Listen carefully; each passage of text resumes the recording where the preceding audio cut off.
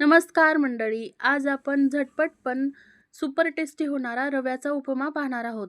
त्यासाठी 2 वाटी रवा घेतला, कढईमध्ये भाजून घे. असे टमाट्याचे काप करून घेतले आणि मिक्सरमध्ये प्युरी करून घेऊ. इकडे आपण पाणी गरम करण्यासाठी ठेवलं आहे. रवा छान भाजला आहे, काढून घेऊ आणि त्याच कढईमध्ये 2 पळ्या तेल टाकून घेऊ.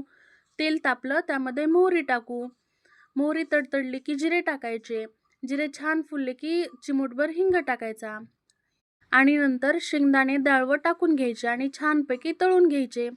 शेंगदाणे डाळवं तळल्यानंतर हिरवी मिरची टाकायची. ती पण छानपैकी तळून घ्यायची. नंतर आपण टोमॅटोची प्युरी केली आहे ना, ती टाकून घ्यायची आणि छानपैकी टोमॅटोची प्युरी पण परतून घ्यायची. इकडं आपलं पाणी उकळलं आहे, गॅस बंद करून घेऊ. टोमॅटोच्या प्युरीमध्ये चवीनुसार मीठ टाकून घ्यायचं. छान मिक्स करून घ्यायचं. टोमॅटोची प्युरी छान परतली गेली आहे. आता त्यामध्ये गरम पाणी टाकून घेऊ. मिक्स करून घेऊ. आता हे पाणी टेस्ट करून पाहायचं. थोडंसं खारट लागलं पाहिजे. मीठ व्यवस्थित आहे. आता त्यामध्ये पूर्ण भाजलेला रवा टाकून घेऊन मिक्स करून घेऊ.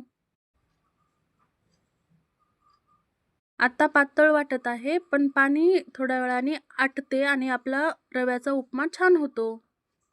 झाकण ठेवून घेऊ. झाकण काढून चेक करू. बघा किती छानपैकी मऊ लुसलुशीत उपमा आपला तयार झाला आहे. वरून कोथिंबीर टाकायची आणि सर्व्ह करायचं. धन्यवाद.